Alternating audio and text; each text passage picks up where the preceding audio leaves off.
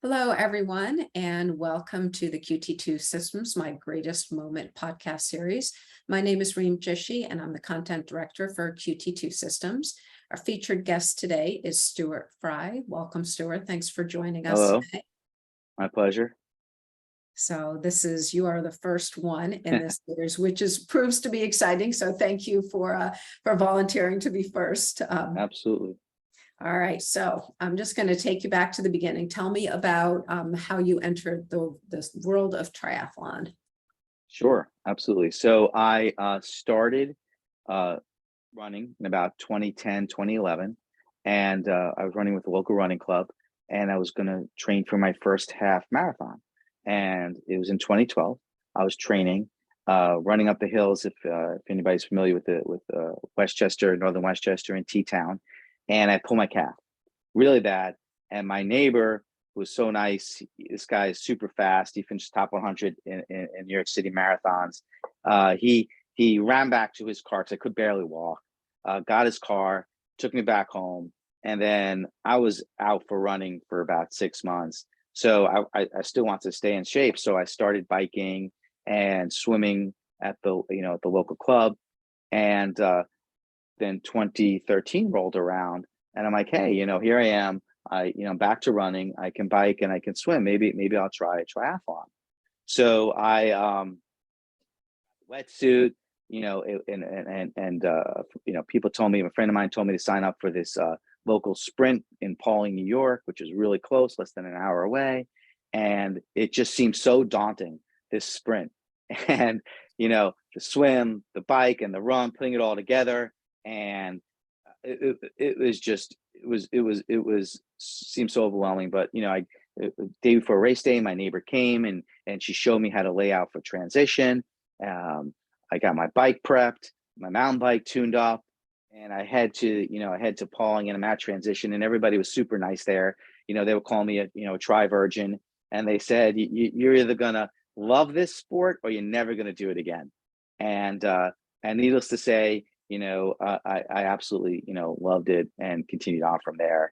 And at the same time, there was in my town in Croton-on-Hudson, New York, there was a race called Tough Man. And Tough Man was a half iron, 70.3. And, we used to, I was committee chair for our local scouts. My son was heavily involved in scouting. And we used to give out water on this area called the dam as the runners came by. And one of my goals was, God, I'd love to do this, but again, 70.3 just seemed overwhelming too.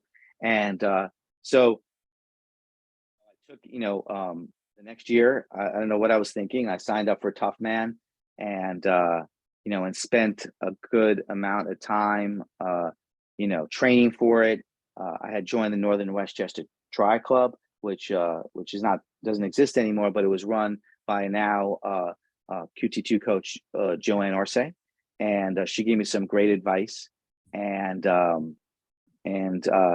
to the got to the starting line.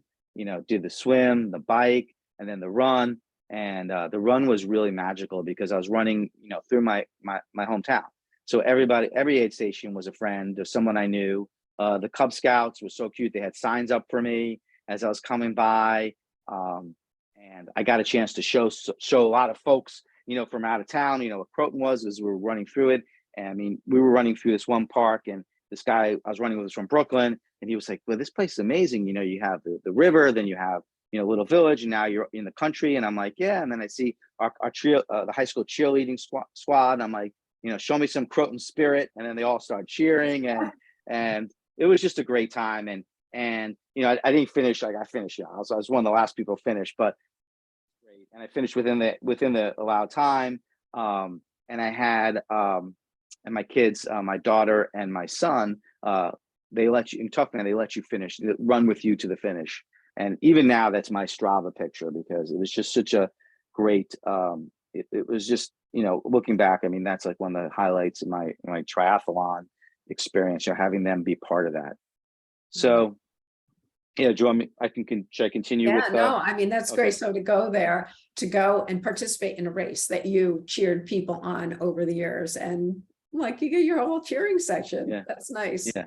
It's such Great. a It was beautiful great. area too, but tough climbing there. That couldn't Oh, have it been was just easy. nonstop hills. Yeah. That's what we do here. It's just nonstop hills. Yeah. Yeah. And yeah, it was great. And then I signed up for Tough Men again the following year, uh in 2015, and my cousin did it with me. So that was really nice. And my son did Tough Kids. So Mhm. he did the kids race the day before. Let me tell you, you talk about perseverance. That day before, it was so humid. I think it must have been like 120% humidity. And we were just thankful it wasn't like that on our race day. And he finished the whole thing, and we were just so proud of him for doing that. Yeah, so then I did yeah, so that's so then from there, I did a bunch of other sprints and Olympics and half irons. And then 2015 I did Ironman Syracuse, which I don't know if there's anybody who was at that race distinctly remembers that race, because was it rained in the morning. It wasn't supposed to rain, which was fine. It happens. And then as we're in the run, a huge storm was coming through, and there were and they were like going to people like, "Where are you in the race? Your race is over now. Go get shelter. Get shelter. Get shelter." And and again, it's just luck of draw where you were with the waves and your age group, but I had 3 miles left, and Joanne was there again because she was doing the race too, and she sees me and she's like, "You just got to go, just go, go, go, go, go." And that was turned out to be, I think, my fastest half marathon distance in a half. And I just sprinted to the finish as the storm's rolling in, tables are flying over. The stand they're having is like going like this. And thankfully for the volunteers, and I think we should all thank the volunteers, because they are, they make all this stuff happen. And these couple volunteers just waited and waited for some runners to come through, and I came through. She gave me the medal, and the wind's blowing crazy, and then I think they shut the race at that point, and I was just like, I was fortunate. It was just, it's tough for those folks that got an unfair DNF. I mean, there's nothing you can do with the weather, but then we all had to run to our cars. But it was memorable, that's for sure. Yeah. That race. So that year, was that in the spring or the fall? Because they moved that race. That was in the spring. That was in So June. that was after they moved it, because they moved it to be like a setup sort of for Lake Placid. They were trying to get people to do. I did that race, but it was in the fall, I think, when I did it, like the first year they had it. And that storm was so crazy. Now I'm remembering when I came home, my it was Father's Day, and my wife and my kids were calling me, and then they're like, "Oh, are you in Croton yet? Are you near Croton?" And I'm like, "Yeah." And I'm like, "Okay, now we have to tell you that." I was like 3-4 hours away, and that storm just swept across the state.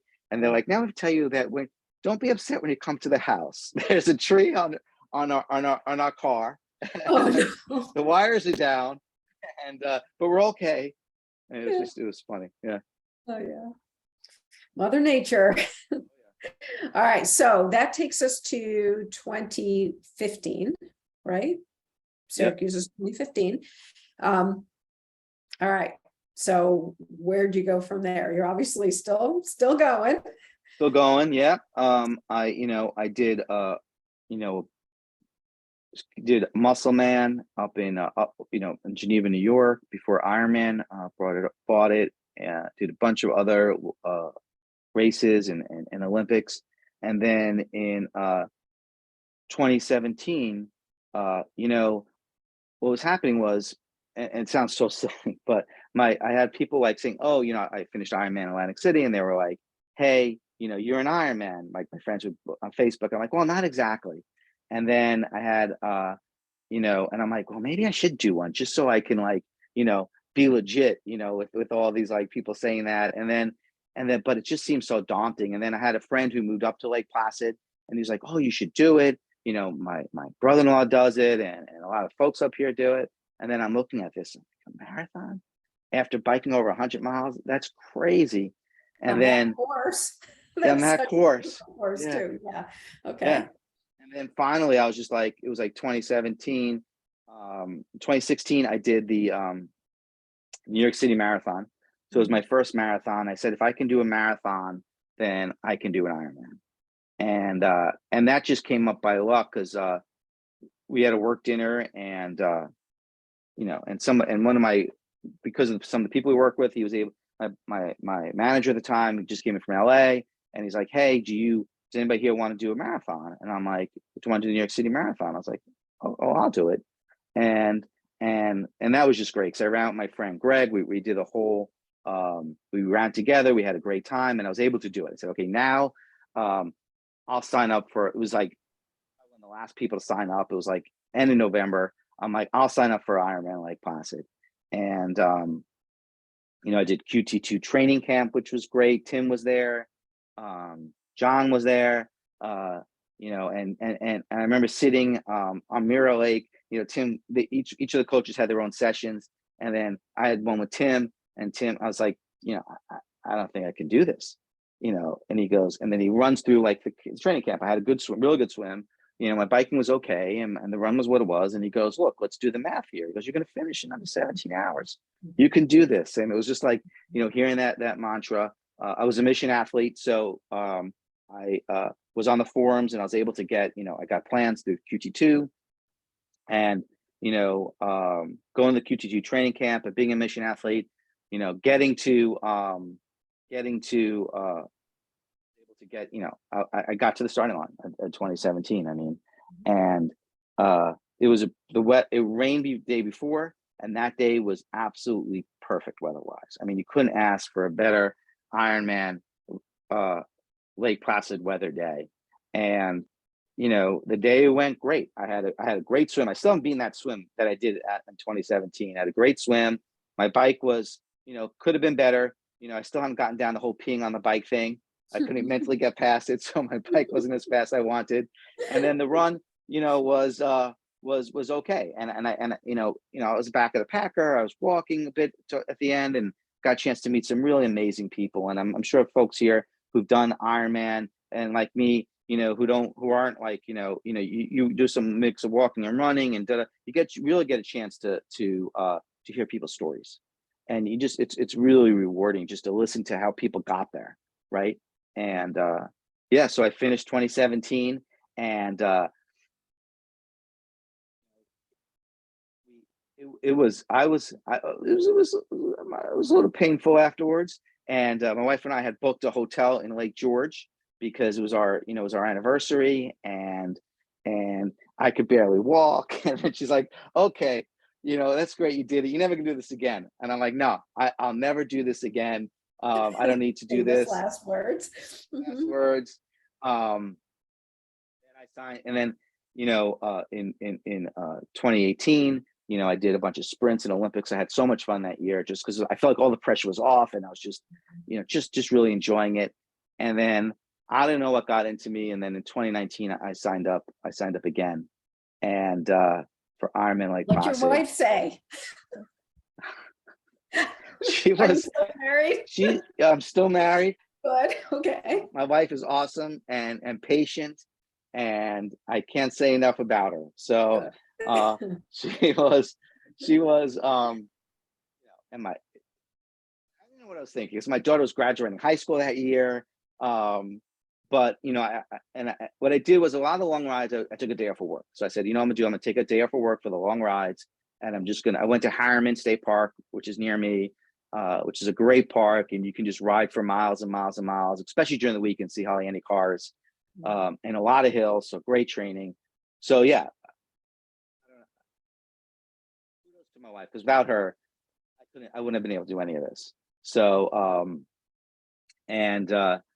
so that race, was interesting because what ended up happening, so I signed up late in October, November.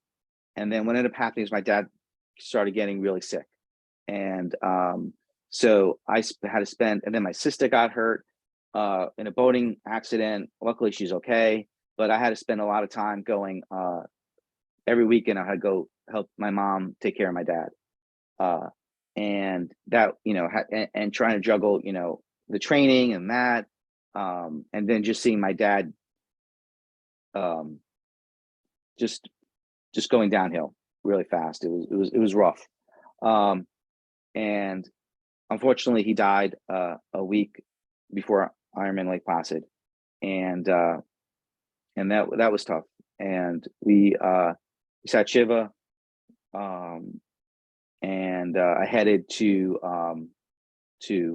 Lake Placid on that Thursday morning to make sure to register, but it was tough. And what really helped, and I should have mentioned this, is in 2018 I switched from mission plan to a coach, and Dawn English was my coach, and she really helped through that whole time of like having to balance my training with my dad and work and my family. She was really amazing with that. And but getting to that, yeah, so then I got to that starting line. It was just surreal. I remember seeing my friends there, and then I almost missed the swim start because I I thought I had to go to the bathroom, but I really didn't have to go to the bathroom. It was just, my mind just wasn't there. And but once the race started, it was great.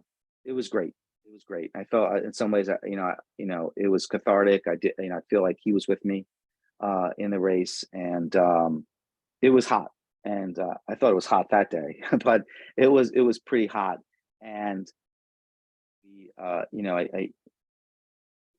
it was a great experience. And then I think with everything going on and all the life's challenges as they always are, and this is not my profession, this is my hobby. I still need, one of my goals is to break a 15-hour Ironman, and I finished at 15:09.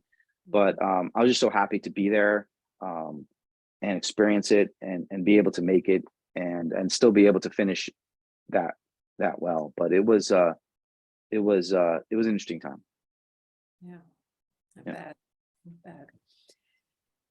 Okay, and then so that takes us to 2019, and then the world kind of blew up after that for a while. Yeah. So okay, so where are we now? Your greatest moment race. What race is that?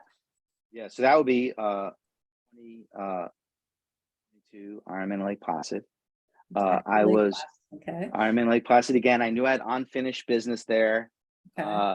My two of my friends had signed up for their first Ironman, and they were convincing me to do it. And I'm like, I don't know if I want to do another one. And then I was like, this is going to be a great opportunity to train with friends. And we're all part of this tri group here in northern Westchester. And I was like, okay, so again, I signed up. I think it was December I might have signed up, or late November. I signed up, and Dawn was like, she was really helpful. She was, we talked a lot before I signed up, and so it was great. I had a great, I can't even, when you train by yourself or do a lot of the rides by yourself, especially the long rides, because it's sometimes hard to find people who are at your pace, who want to ride over 100 miles or ride 80 miles, but now to have like two other friends I'm training with, Millen and Diane, it was awesome. So we were training every weekend. We were running together, riding together. We did training camp together up in Lake Placid. And yeah, it was great. I mean, it was the first time, I think, before an Ironman where Dawn was able to give me, because I feel like I was in much better shape. She was able to give me, I did 3 centuries leading up to the Ironman, which was really helpful. And then what also helped a lot was in 2021, I did pawing again, and I pulled my calf again, and I'm like, wow, this is really, this is not good. And then I couldn't run for a while. And then I started running again. I pulled the other calf. It was just like Your COVID, body's talking to you. and so I went to physical therapy. he was telling me that the problem is not necessarily my calves, but it's like my hips are really tight and need to be strengthened. And this guy's amazing. All the people here around here use them. And Dawn's been telling me for years to do this stuff, and I would do it, but sometimes I was so great with stuff. So I spent a lot of time working on strengthening my legs and my hip flexors.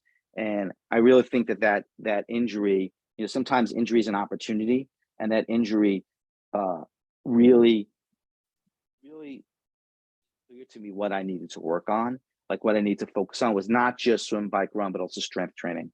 Yeah. And building up the strength, especially like in my hip flexors, and then just general mobility.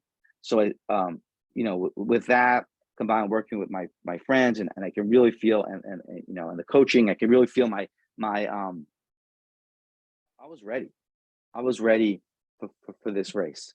And it was it was it was a very hot summer here in the Northeast, and it was great. My wife was there, came, and my son came from Colorado. He's in college. My daughter would have come, but she was in an internship in California, so she couldn't make it. And looking at the forecast, it's going to be really hot. And I talked to Tim. We had a swim event the day before the race, and I'm asking Tim for advice, and he's just like, he's just telling me, that it's just, you just have to accept it. It's just what it is. You can't change it. You can't. And the worst thing you can try to do is force your way through it. It's just what it is. And now you have to adapt to it. And I was thinking about that. And then that night I talked to Dawn to get my, to go through my plan. And she said her mantra for me was don't settle. Whatever she feels, not that I do, but she wouldn't want me to settle. Like I wouldn't be happy if I settled. And so I thought about that. So I had, and then we talked through like strategies of how to get ahead especially on the drinking, because it was going to be a hot day, and especially for Lake Placid. I mean, if the Adirondacks in New York usually are like, normally would have been like 10, 15 degrees cooler than it was that day. And it was a hot day. But it was so much fun. I was lying, I stood next to my friend on the swim start. The buzzer went off, beep, and you go in the water, and it was great. I mean, Mirror Lake is magical. Anybody who ever gets a chance to swim in Mirror Lake or Lake Placid, it's like a magical place. And the swim was great. Had a great swim. Was able to really draft on a few folks on the swim. Not the bike, on the swim. And then where it's illegal, where you can do it. And it was just a great swim. Came out, got to my bike, and I had a really good bike. I followed what Dawn was telling me about the nutrition. I peed on the bike plenty of times. I was was definitely ahead on the liquid, which was the Gatorade, which is endurance, which is great. And then even if you're familiar with that course, you have like a 13, 14 mile climb at the end of each loop. And I good on both climbs. And having done this race twice, this is my third time doing the race. I mean, sometimes there's just so much headwind and wind that makes it really challenging, but I didn't feel it. Some people said it was there, but I felt really good. And people were just, because of the heat, people just dropping out of the bike, like people just stopping, like a lot of cramping going on, a lot of people cramping, which is unfortunate, but I had a really good bike. And then, go into transition, get on the run, go out for the run. As that getting everything moving again for the run is sometimes not always easy. It takes about a mile to warm up, and then, but I was feeling really good. I was like, wow. I was like, even with the heat, I was moving, and for me, and I was moving. I did the first loop. I was feeling really good. Come back around for the second loop, go down through town, and then turn on River Road. And then all of a sudden, around mile 14, you look around, and this area is sort of like a farm area, and there's no shade, and it was so hot. And around this time, what was supposed to happen was a storm was supposed to come through. We're waiting for this storm, and it was going to drop the temperature by 10 degrees. And the storm never came. And if anything, it felt like the temperature went up, and which I think it did. And I just hit a brick wall. Mile 14, I just hit a brick wall. I couldn't run anymore. I stopped, and mentally I bonked. Physically, I was bonked. I don't know. It was a lot of it was mental, and I look around to get motivated by other people running, walking. No one's running, and I'm like, I'm looking at my watch. I'm doing the math here, and I'm like, I got plenty of time to finish. But under 15 hours here, but I gotta run. I gotta run, and I said, okay, this is what we're gonna do. We're just gonna make little goals here. We're gonna run for 0.2 miles, and then I'll walk for 0.1 miles, and then I'll run for 0.2 miles, and then I'll walk, and then the aid stations. I'll make sure I'll walk I always walk the aid stations, but maybe I'll walk a little slower, but I'll get through the aid stations, and then I just kept doing that to myself, like small goals here and there, and then it was really a mental challenge, because at some points I was running during those times, and people were walking faster than I was running, which was like, and I would laugh with them, and they were like, "Oh, you can walk with us if you want." I'm like, "No, no, no, I'm running," Yeah. and then I'll catch up to them, and eventually I'd pass them, and then by mile 18, I was back to running, and I was actually running pretty well. The course was great. I started on Coke earlier than I normally would. And when the chicken broth came out, that was like jet fuel. I don't know what it was, but that chicken broth was just You like needed amazing. salt. You Oh, clearly needed your salt. So, and I was taking so many salt licks and drinking, but yeah. that chicken broth was just like yeah, it was incredible. And then and then I just started running. I even ran through made the ride up River Road back up to town, the hills, and traditionally I wouldn't walk, but I was walking. I was running. And then a couple other friends, one of them, James, who just is going to be a Kona, he was there to cheer us on, and he was like cheering me on, and it was just so great. And then I see my wife and my son, and Dawn is texting them to tell me, "You can make it." And I'm like, "I know, but I don't want to know. I know, I can get it. I know." And I'm like, and then and everybody's giving me high fives. My friends are there. My wife and my son are giving me high fives. And then make that, this is right. And this is like 2 mile you got to do. And I got to tell you, that seemed like the longest run. That's like mile 24, 25, and you're just waiting for that roundabout around Mirror Lake, and it just that turnaround, and it never seems to be there. And you like, and everybody's, do they move it? Do they move it? And then finally, when you see it, you're like, oh God, I got like a mile left. And then you just run, and it was unfortunate, because a lot of people are still walking, and people who I know would naturally pass me probably miles before, they were walking. There was even a last aid station there, people stopping for it, and I just kept going and going. And then I look at my watch, and I'm like, wow, I'm gonna do over a 6-hour marathon because of the walking. And I'm like, no, that's embarrassing. I can't do that. And then, so I don't know how, but in the last 500 yards, I just sprinted. I think I was doing 8-9 minute miles. I just started sprinting. And then I finished my marathon at 5:59. And I come through, Mike Raleigh, announces I'm an Ironman. I was so happy. And I finished at 14:46, which was like, Awesome. yeah, it was incredible. And I was so happy. And that was my greatest achievement. Just to get through all that adversity and the heat, all the years of building up to being there, and being able to do it. I was thrilled. I was just so thrilled. Yeah, it was just an exciting moment. And my wife and son were there, they saw me finish. Yeah, it was just, I can't even, I was over the moon with that finish. I was also really hot and too, but it was great. It was great. And then I stayed back and watched my other two friends finish. And it was just a great, it was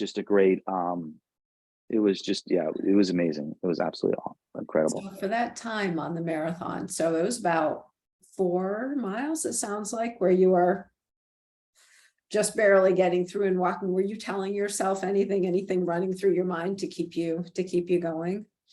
Yeah, I just kept thinking what Don told me, which was don't settle. And because I knew, especially when I hit that wall, I mean, I was like, look, I have plenty of time here. I could easily walk this thing and finish within the time and get a medal. But I just remember what Don was saying, and don't settle. And I kept saying, okay, don't settle, don't settle.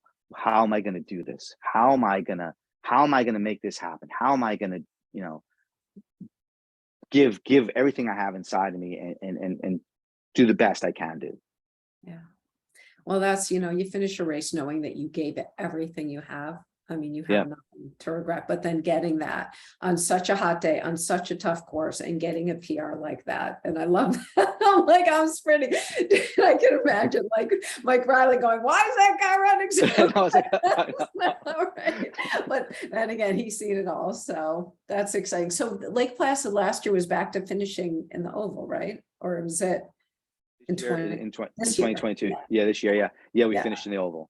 So it was great. It was great. I mean, the year before they finished the horse grounds. I'm not too sure. Yeah, it was. Yeah, but this year was back at the oval, which was, you know, the oval is magical. Yeah. Such a great race. Oh, I love it. So, all right. It's not late November yet. So what's on tap for next year? Do you know?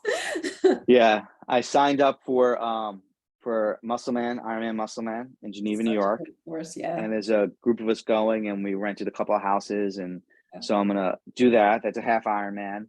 Right now, I don't, you know, again, you know, I promised the family that I wouldn't do another Ironman right now.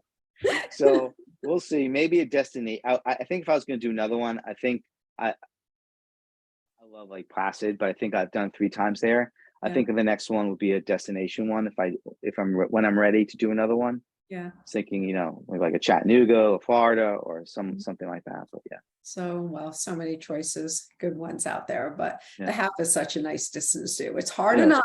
It's plenty of training, but you don't have to leave your whole life behind. But that's awesome. And you've done it 2-3 o'clock, and then you can enjoy the rest of the day. Yeah, exactly. So, well, thank you so much for sharing your story. It's so inspirational, and went through a lot from injury and life losses, and just staying there and sticking with it one step at a time, and coming out with just a day that you'll remember forever.